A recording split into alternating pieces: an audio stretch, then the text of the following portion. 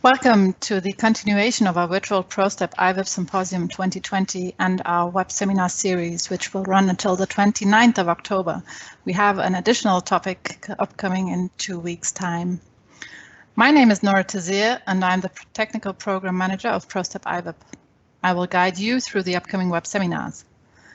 We will record this web seminar, and all recordings will be made available in the same way as all presentations of our virtual symposium on our YouTube channel, Prostep ivip Association.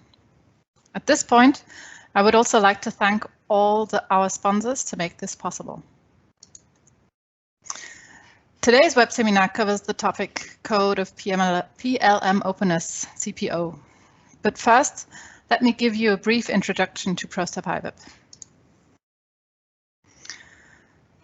Prostep ivip is a registered association founded in 1993 and based in Darmstadt, Germany. We count round about 180 international companies as our organizations as our members. We have committed ourselves to developing modern standards for product creation and product data management. The solutions we provide directly address the challenges that manufacturers and suppliers are facing in these fields. Before starting with today's topic, let me give you some organizational information. The presentation and the sound are available via Microsoft Teams.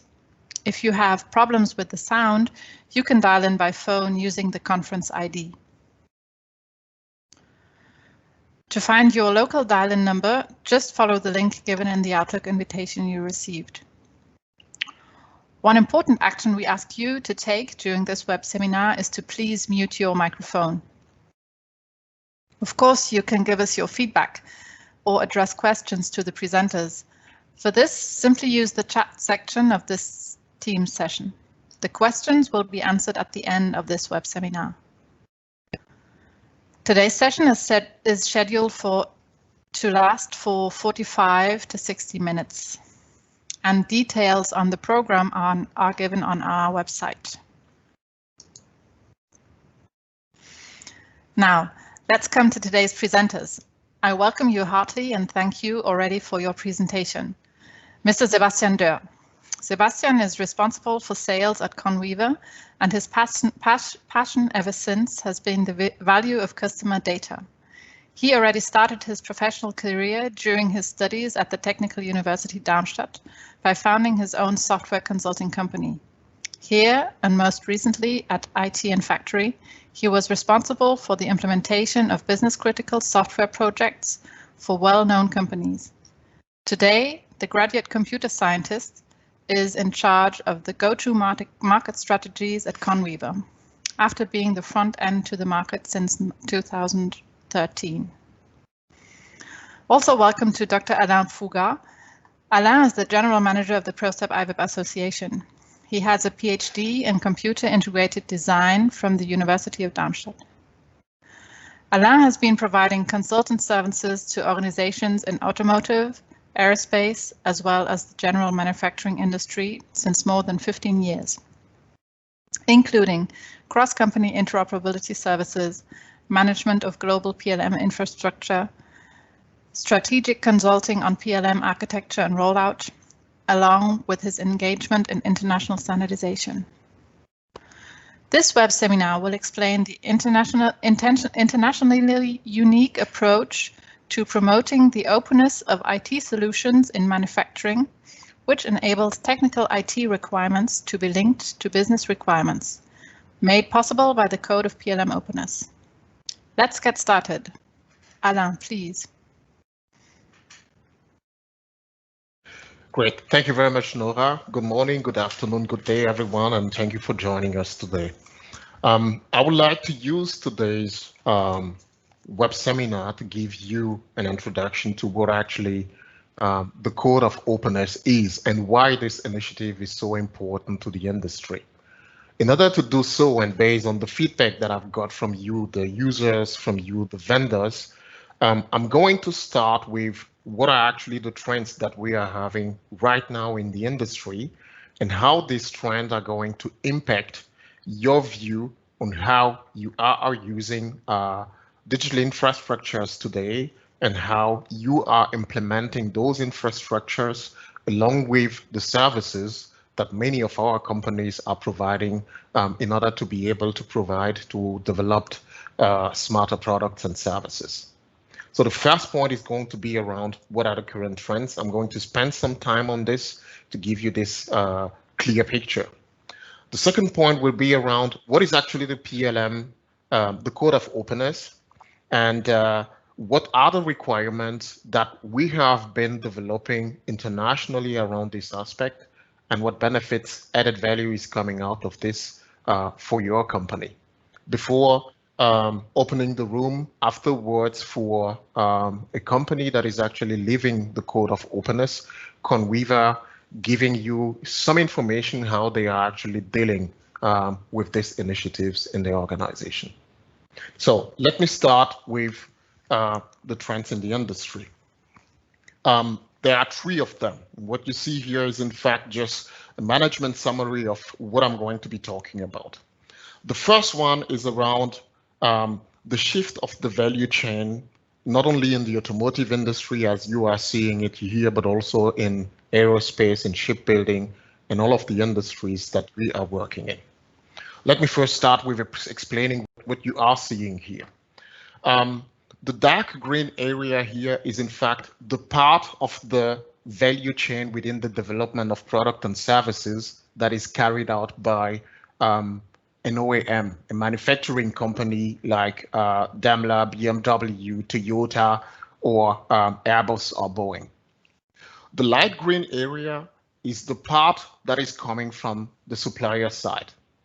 What we are seeing right now and the development going through to 2030 is the amount is going to decrease a lot for the most part of the development processes and the product creation processes within those industries.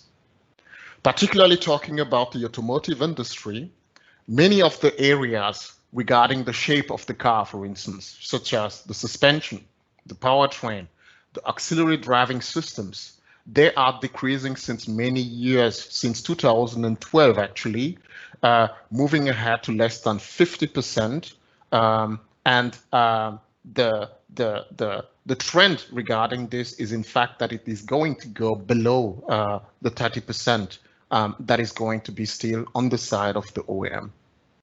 What is the message of this? It is taking into account that several systems, several authoring applications, several management applications, several services, different processes are actually required to be able to organize this. You have to take into account that improving 25% or 30% of your value chain is not going to be sufficient to be able to be successful on the market in the future. You have to take the 70% as well into account. And improving those processes means you will be able actually to take advantage of 100% of your entire value chain. This is not the case for all of the aspects. We know electric power chain in the case of this slide is, for instance, one aspect which is going to be different, one that is going to grow most likely. The part of software which is not visible on this slide is another part which companies right now are rather increasing in terms of what part of the value chain, added value chain, they are actually considering to have inside their own company. So, number one, if you want to succeed in a world where the value chain is performed by several companies, you have to improve the complete 100%. And doing this means taking into account collaboration. Taking into account collaboration also means you have to take into account the heterogeneity of the environment, and you have to take into account openness. This is the first point. This is not different in the aerospace industry, because in fact, this is one industry that has started with this earlier, where the collaboration at this point of time most likely is almost less than 25% already. The aircraft OEM dealing with integration, different part of the aircraft that are performed by different organizations, and they are not the end of the value chain. They're actually providing these to their customers, which are the airlines company.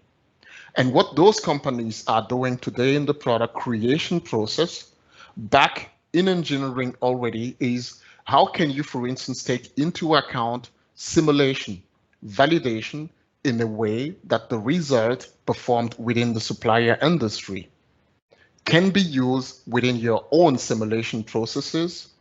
And realizing this just means you have to take into account interfaces, infrastructure, and the way of collaboration that is open in order to enable you actually to take advantage of what I call the remaining 70% of the value chain. This is the trend number one. The trend number two is regarding the evolution of the projects, of the products themselves.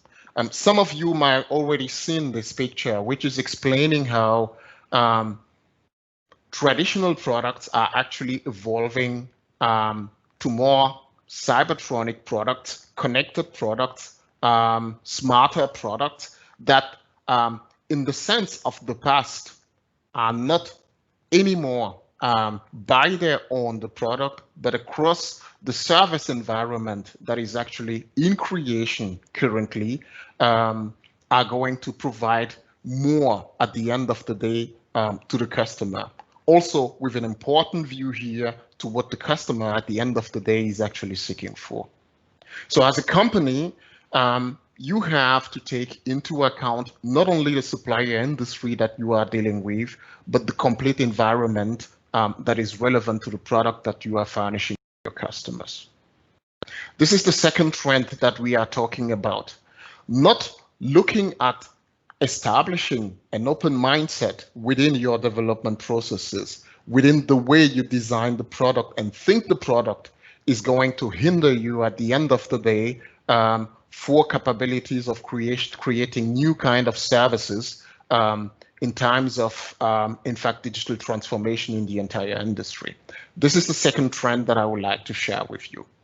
The third trend is more within the environment that we are dealing with, which is the evolution of the product lifecycle, the way we know it, we knew it with different domains near to each other, in the direction of a deeper integration where organizations today are trying to realize a digital thread across the different domains, where building digital twins and building digital shadows is actually coming out as one of the most important things to be able to provide smarter services and develop smarter products tomorrow, means at the same time a growing complexity of the way we were defining products before, the way we were dealing with digital masters that were based probably on documents in the past, but are now growing to a more system thinking, to a more model thinking. This is an additional to take into account. And by doing this, and also here again taking into account heterogeneity in the way we are working, you have to deal a lot with openness in order to be able to provide capabilities to your environment in order to be able to do so. The way the prostep ivip Association is doing this is working on standards, is developing some initiatives such as, for instance, the Code of Openness that is actually dealing exactly with this, along with many different recommendations that we are doing on the standard fields. For some years, we have started a study together with Conweaver with regard to where is actually our industry heading to. And the result of this were a set of theses and a set of assumptions that you are seeing right now on the screen. Digital transformation is something that we are actually in the middle of right now.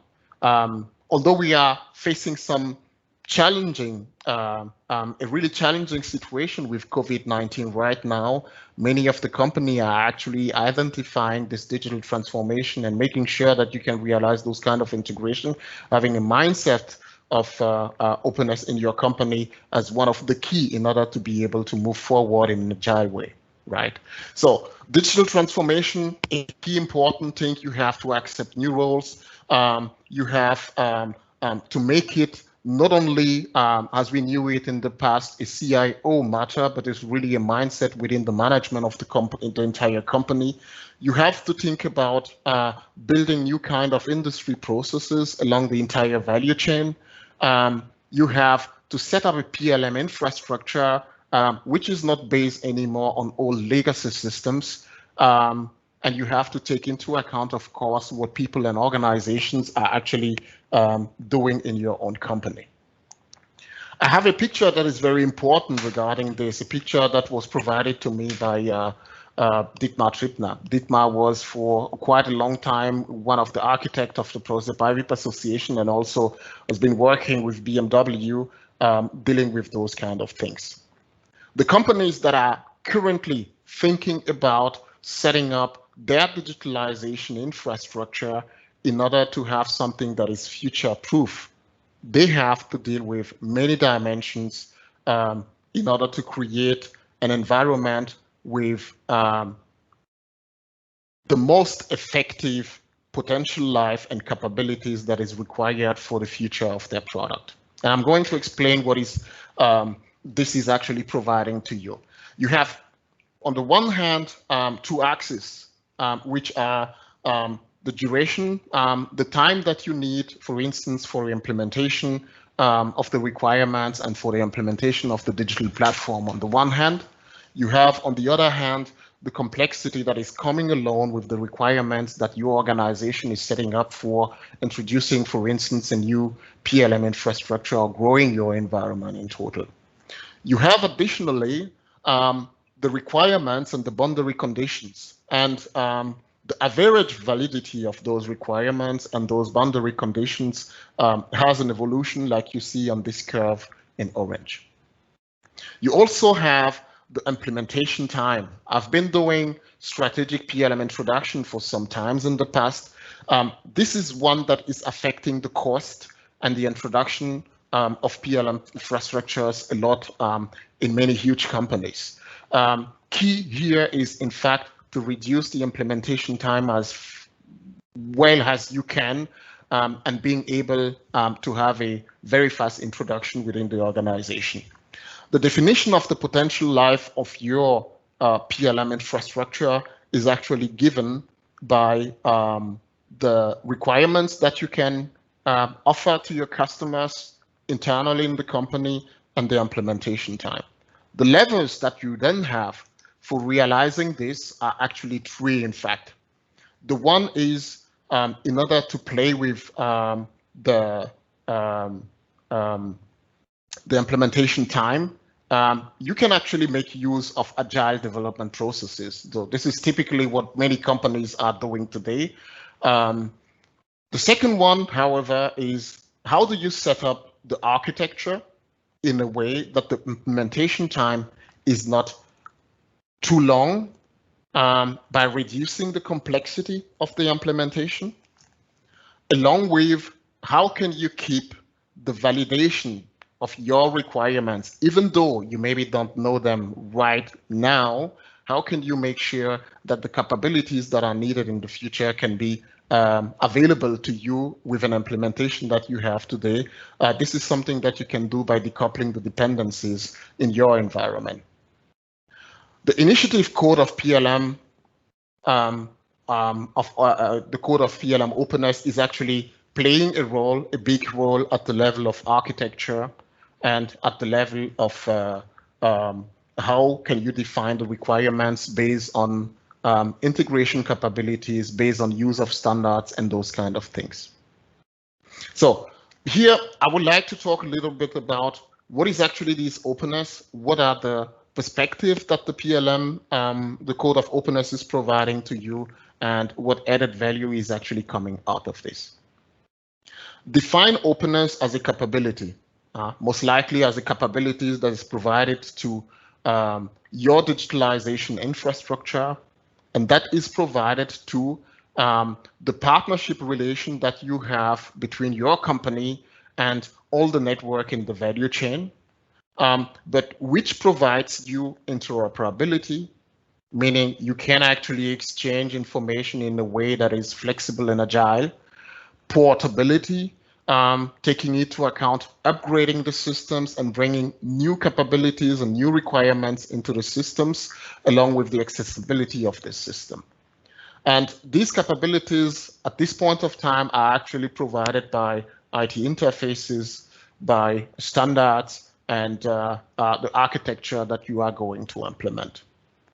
The Code of PLM Openness is defining a set of requirements around interoperability. I'm not going to read what you see down below those titles. Requirements regarding the infrastructure, which means how are, in terms of architecture and infrastructure, how are actually the CAX authoring tools interacting with the data management layer, along with the business application that are generated in your organizations. It has implication regarding the extensibility and the way you interact with development capabilities that are available on the vendor side in order to be able to develop your own business applications. It's had to do with interfacing with available infrastructure, the legacy system that is already in place, or with new systems that you are introducing in your digital infrastructure. It has to do as well with standards, which is one of the key mission of the prostep ivip association, in order to be able, in fact, to decouple those dependencies within the system based on generally internationally agreed product definition. The benefits are huge. IP protection on the one hand. In this case, it just means for the supplier providing data to an OEM, you can keep your IP, your knowledge. It means for the OEM developing tools, products, and so on, you can keep your knowledge. In fact, for the entire industry, IP protection is a huge topic that can be enabled by the application of openness within your processes. Access security to your own data.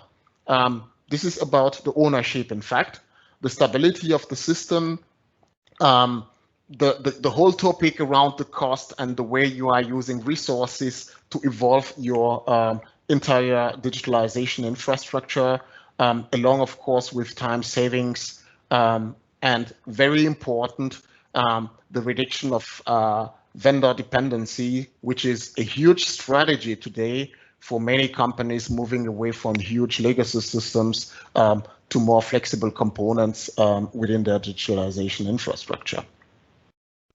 I would like to use the opportunity at this position to talk a little bit about what is actually required by the users. Talking a little bit about what VW, for instance, is planning to do right now, while evolving the need for bringing out new kind of products that are tightly integrated across the sales perspective, so going really in the service aspect as well. At this point of time, there are some questions that they are asking themselves.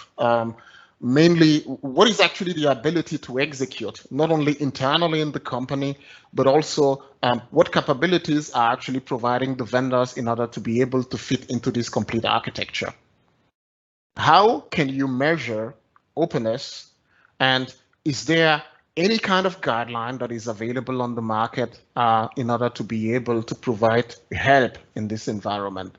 And this is where for VW, CPO is playing an important role, where they are moving to thinking about introducing this in their purchasing processes, because this in fact is going to be the aim for measuring the openness of their the vendor capabilities that they are actually purchasing by third parties. On the side of BMW, it is quite the same situation. The CPO is in fact a kind of manifesto, and for those of you that don't know, the CPO was actually born within the BMW group in order to be able, in fact, to match all of the different aspects. And now, moving to a more agile company, the mindset provided by CPO is playing a huge role in the organization. CPO is very important to Bosch. CPO is important to Continental, particularly seeking at what standards are actually relevant for me in collaboration with OEMs. We have made a study which were presented to the last in the last symposium regarding this, looking at how companies on a user perspective are actually integrating CPO in their organization. How strategic is CPO? Are they considering this in their architecture plan? Do they have a requirement set for this introduction? How do they measure the introduction of CPO? How are they implementing this? Is it something that is relevant yet in the purchase department? How is it executed? These results and details from this can be presented on the website, but in a general fashion, what you can say is the CPO is a very important strategic aspect within the roadmap of the manufacturing industry today. If you look at the details, and you can also see which company were involved in this study, you can see actually that more than 60% of those companies is actually introducing the CPO, the Codex of PLM openness within their strategy. While they are struggling with this integration in the sales department because of additional requirements regarding a clear proposal of what, for instance, standards they need, of what kind of architecture they need to implement. They are currently working on that. This is the reason why particularly the execution in the IT department and the execution in the purchase process is so low. All of the other aspects are really important right now for those companies, right? When you look at the IT side of things, we have made the same study some months ago, asking different companies actually, how is the PLM strategy right now regarding the use of the CPO and the introduction of CPO within their processes, regarding with what mindset they are actually implemented the different products that they are bringing to the market, how they are communicated internally in the development of those projects, and externally to the customers with regard to the openness of their systems, and whether they are considering doing a CPO certification or not. The results here are also very promising for all of the companies. So strategically, it is a huge topic as well. Regarding implementation, many of the companies are not yet at this level, so 50% roundabout are thinking about this. On the side of internal and external communication, I'm going to show in the next two slides, the integration is different. And on the certification side, in fact, 80% of those companies are actually thinking about doing the certification, going through the certification process. Please have in mind the time, Alain. Okay, so I'm going to move very quickly with the next aspect of certification, actually talking about what companies are doing right now. We do have almost 80 organizations that have agreed on a self-commitment with a set of products that they are developing, that they are actually in line with the Code of Openness. Along with those 80 companies, we currently have 5 organizations on the vendor side that have actually gone through the certification process. This is Conweaver, PTC, Siemens, prostep, and HCL. The slide that I'm going to show before handing over to Sebastian is the certification process itself is providing an additional advantages to you as a vendor, particularly in the requirements that your customers are having, but also with regard to the mindset that you are developing within your company. So it is strengthening the understanding of openness in a general fashion. It can be an effective way to review your processes with regard to the requirements of openness, and as we are saying, and we are going to see it in the presentation of Sebastian as well, it increases an open mindset regarding the way you are developing the products. What we can also say, based on the feedback of the organization in the industry, CPO is the main for openness. It is available on the market, and with the CPO certification, you are actually providing a commitment to the market, to all your customers, that you are actually willing to support them in this huge journey of setting up a digital infrastructure for the product and services of tomorrow. So on this, I would like to hand over to you, Sebastian, to give you an impression of what we look like within the an organization, an IT vendor, to implement the CPO, and what the added value was for you for going through this journey.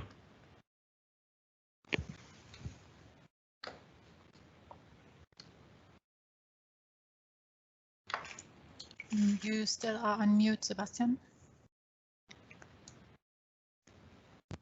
Okay, so thank you, Alain, for this wonderful introduction. And I think it's easy to see that openness will be one major game maker in the future, today and in the future. And it's one of our major topics for Conweaver. And so I'm proud that you have invited us to show up what we are in what business we are, and what we do to support this openness, and how we would like to go forward with that. So I had some struggle with my clicks, but now it works. So the major approach of Conweaver is to deal with all these heterogeneous data on the one hand side, and the different processes, and maybe also the different players within this topics, to bring that together. And the methodology we use for that is a so-called enterprise knowledge graph, because we believe that a knowledge graph, or a graph itself, is the natural representation of information dependencies. So that will allow users to easily follow relations from artifact, from object to object, and so forth. And so for that, we have built a platform which is called Linksphere, to provide that to you as a user company, for your IT people to build solutions for users. And yeah, not only users, humans can use that to get transparency and access to the data. You can also use that graph for further purposes, maybe with machine learning mechanism for AI and so forth. So it's a decoupled semantic layer from an architectural point of view, which is on top, decoupled, of this heterogeneous world, which is in most customers we have seen today available, and you don't have to deal with each and everything, and you don't have to connect each and everything together. Let me just strive a little bit where we are coming from. So Conweaver is a spin-off of Fraunhofer, which is one of the largest research institutes here in Germany. So our two founders, Dr. Thomas Kamps, you may know him from several conferences, and Richard Stenzel, they are dealing with semantic networks, data, graph dependencies since years. And so Conweaver is in place for more than 10 years now. We do have a lot of very good customers, which do have thousands of users in place worldwide. So in 10,000, 15,000, 40,000 users on one customer side. So what I want to say by this is it's an industry-proven approach, an industry-proven solution, which is there since years, productively working. And doing this, you will not wonder why we are so interested in this CPO initiative. And we are very happy that this was coming up. And it is not only an initiative where you can sign in and look what will happen. So it's more than, yeah, let's do a certification to really make sure that it is not only a lip service, that you sign this CPO and let's see what the others do. So it's a work group. So I just was talking to my boss and was telling him what we are doing currently in there. And he was asking me, oh, it looks like it's a melting pot of experts. And that is exactly the spirit of this CPO core team, where we have been elected to since 2019. So for us, it was no question to directly go into the certification. And so we are very proud of being the first certified company within this initiative. And if you follow my presentation, I think it's easy to see why openness is in the DNA of Conweaver.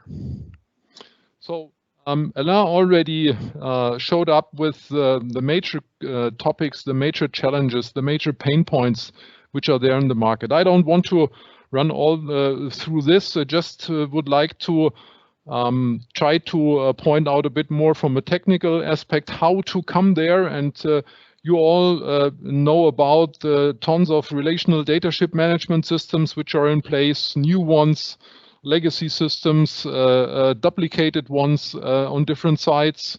You all have to deal with data warehouses and BI mechanisms, have tons of documents in different formats available. You will deal with data lakes and other storages for large amounts of mass data all along your complete data chain in your enterprises.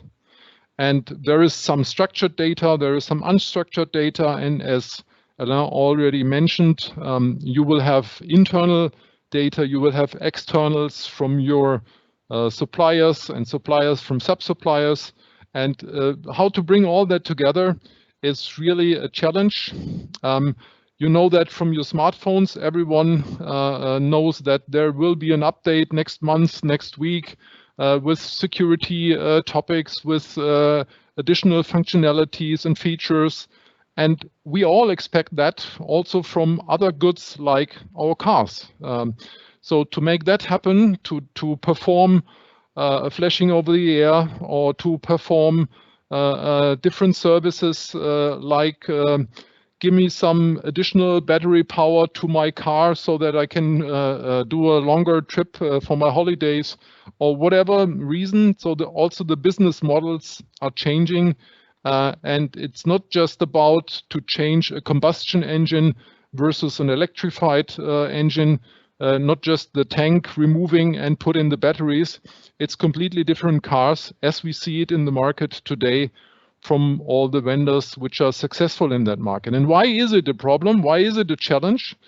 You are not able to really connect each and every data management system and authoring system with each other. So if you would try that, you have to connect hundreds of systems each with each other, and that will never end. So it needs a different approach. So there is, from our point of view, one layer missing. It's the decoupling of the data management systems, as mentioned earlier, as you see it in the bottom. So what we do is, you can name it harvesting, collecting, aggregation of the relevant metadata of the several system worlds and how to connect. There are several technical ways. I don't want to cover that in too much details.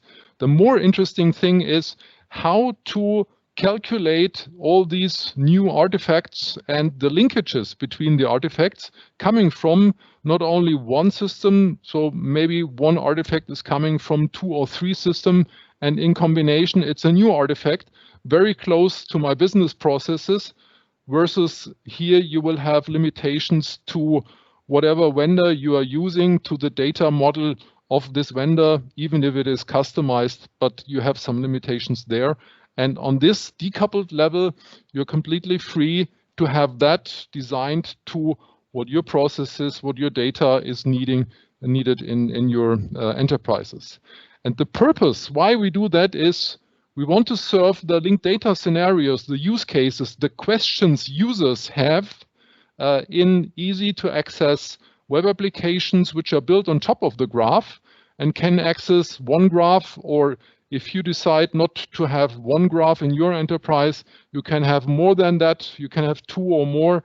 For example, for security purposes, you want to have a separated graph because you have an IP knowledge topic there, and you want to bring that information to, or you will open that information to one of your partners.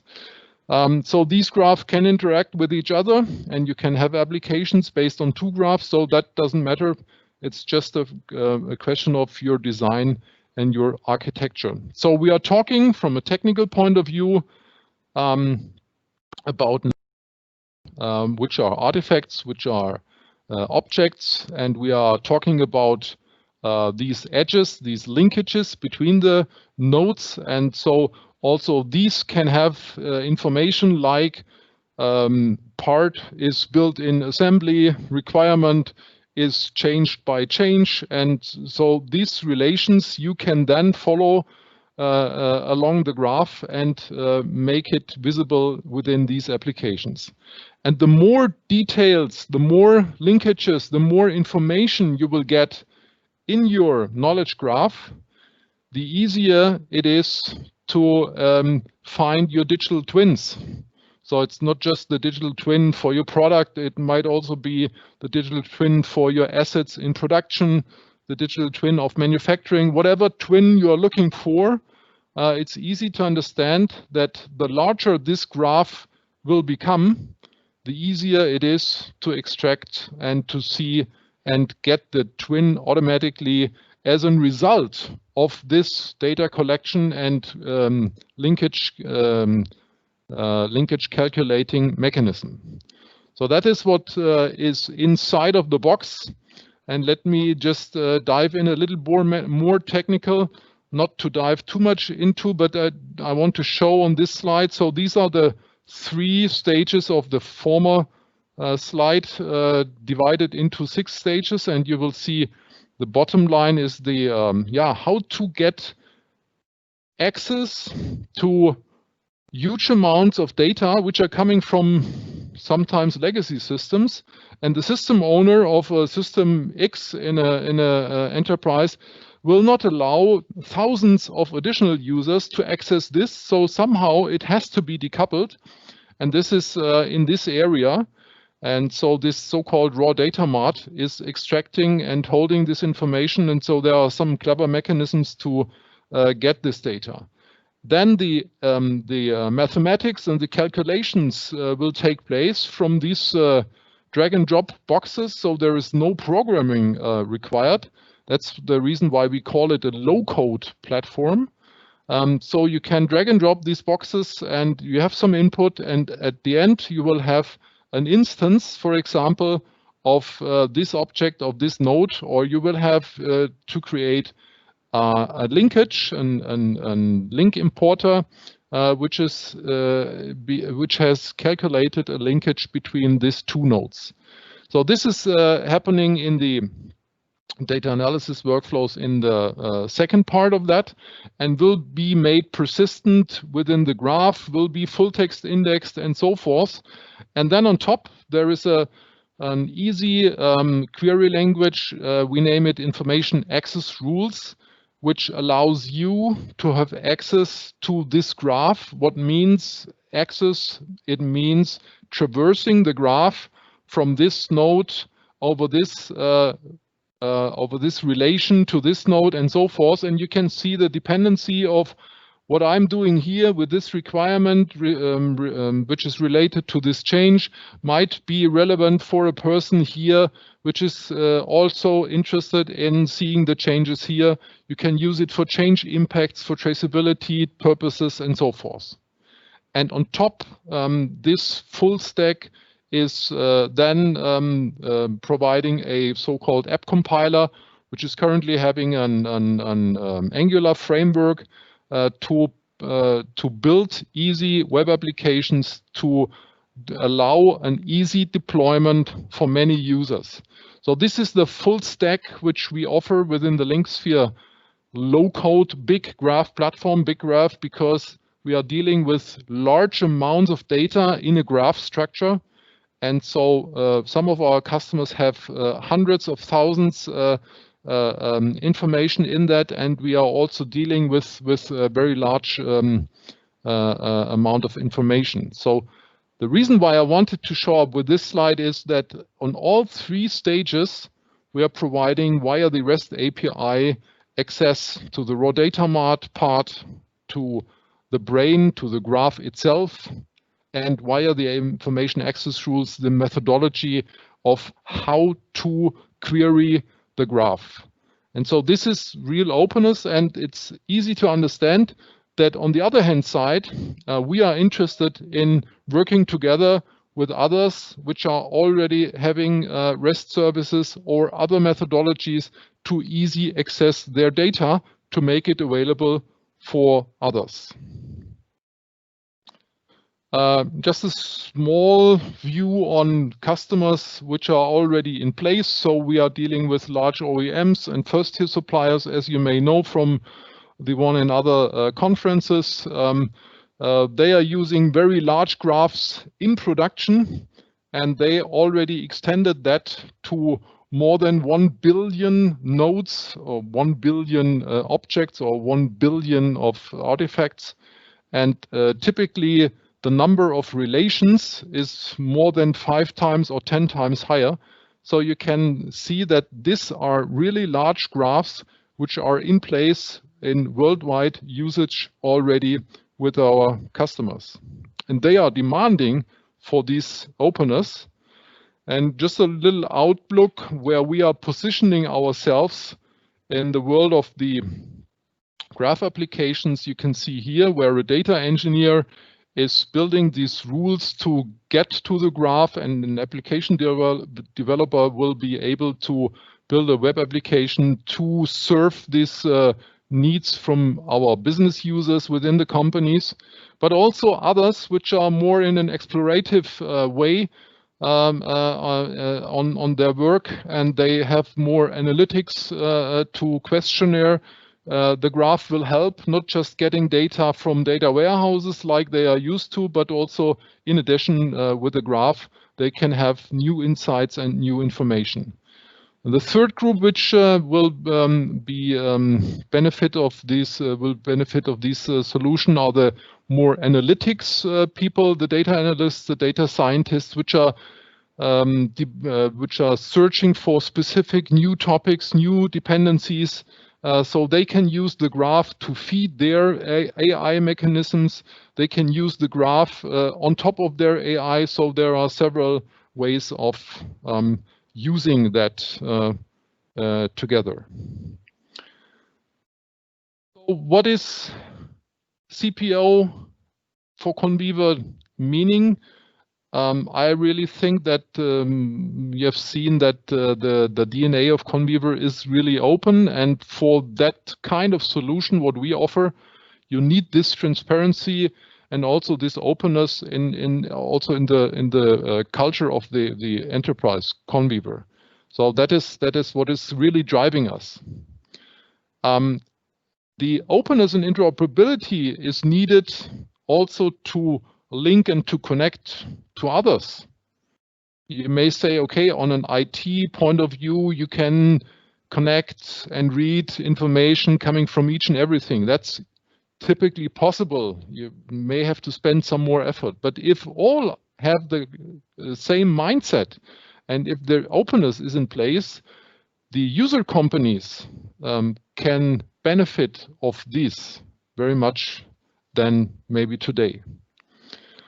So we think that also the certification is a very important point. It's not sufficient to just say we have a CPO and you can sign it and then wait for others to do something.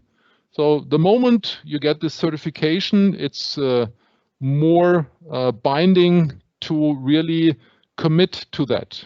And from our point of view, our management, we as a management team are very much committed, And we have done this as a strategic decision for our enterprise.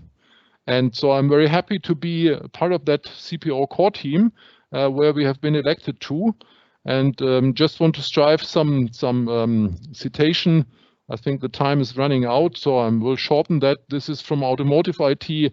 Sigmar Hasis, most of you may know him, is saying that CPO is very important for them. And even Matthias Keller from Volkswagen Group is saying for their systems engineering initiatives, also CPO plays a very large role.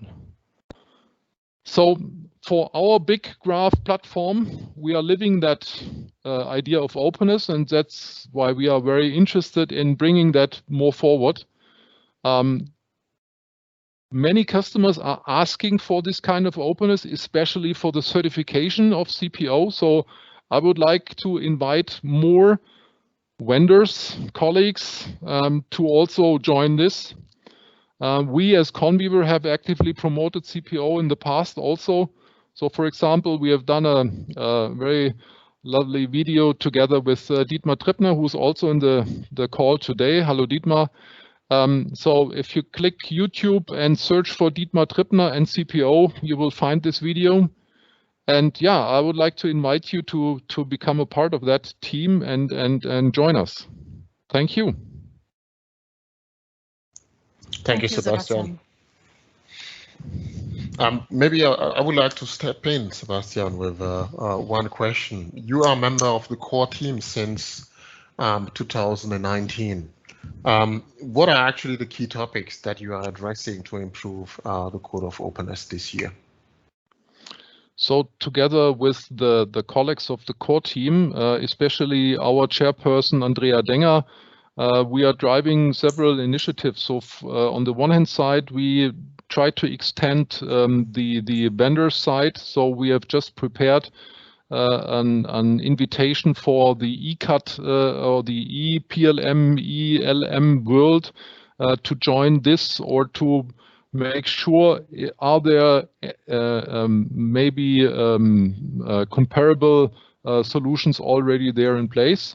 And we also want to drive and enforce new user companies to join that, because you as a user have to have the demand on what we vendors or service providers are talking about in terms of openness. And please, not only the user companies from Germany and Europe, feel free for the international openness of the prostep ivip association to join us. Mm-hmm. Thank you very much. I think I will hand over to you, Nora, for questions, eventually questions. Yes, thank you. So thank you very much for this very interesting web seminar. To all participants, if you do have questions, please submit them in the chat box in the team session. We will read out the questions as soon as they are there. But to give you some time, Sebastian, what did Conweaver gain any value directly from being certified of the CPO? Yes, for sure. So there are two benefits. One is the insight benefit. So as you know, we are a young and smaller company. So the certification process did help us to streamline many of our internal processes. And I personally believe it's more than an ISO 9000 certification, because it's more focused on these data aspects and dealing with data and things like that. And on the other hand, it is from the external point of view important, because more and more customers are requesting this openness, and it's quite important to think about, to have this mindset. What does openness really mean? What is the payoff of openness? And that's what we are very hard struggling every day in answering these questions and bringing new offers to our customers. Okay, thank you. At the moment, we don't have another question. I will give you another 1 or 2 minutes time. I have a question to Sebastian, Dietmar Trippner.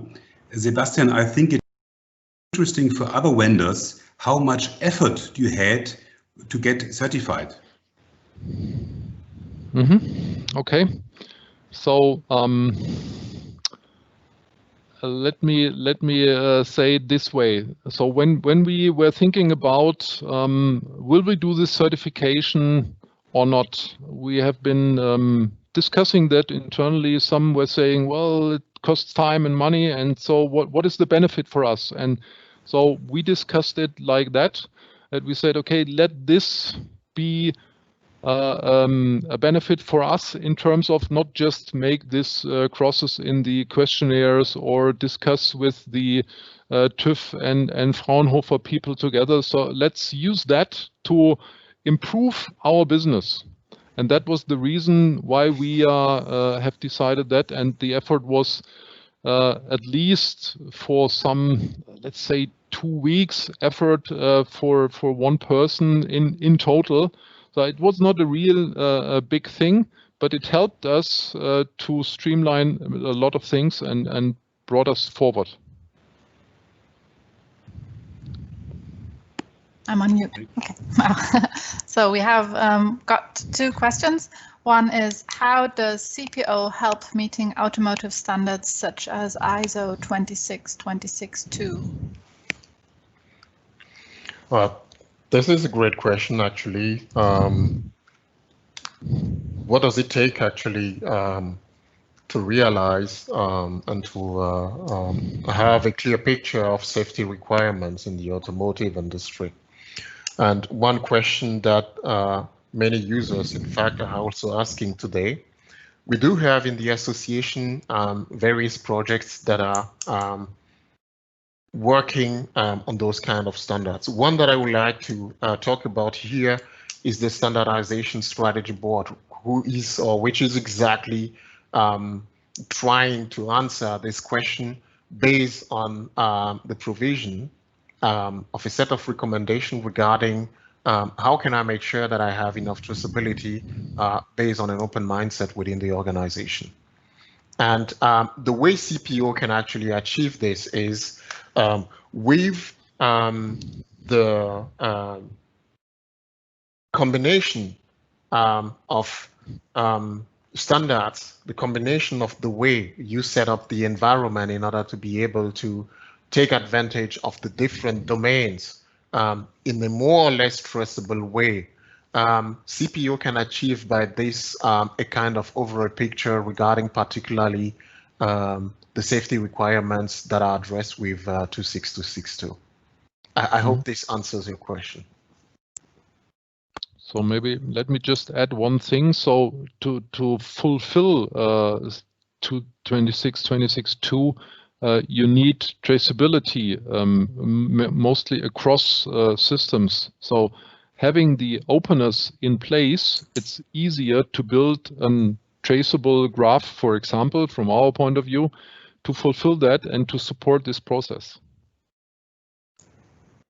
Okay, thank you. Looking at the time, we have one more question left. Let's give it a glance and a quick answer. Please communicate specific information regarding available certification resources. Well, this is actually an easier one. If you go to our website, www.prostep.org, directly on the navigation line, you will see CPO, and under this link, you might find the necessary information regarding the CPO initiative on the one hand, but also regarding the CPO certification process itself. What you can also do, of course, is get in touch with us, get in touch with me directly. I will be glad to guide you through this process. Okay, thank you, Alain. Thank you, Sebastian. Thank you to all participants. I wish you all a good day and talk to you soon, hopefully in 2 weeks, to our next web seminar on RecIF. Bye-bye, good afternoon. Thank you very much. Thanks, bye-bye.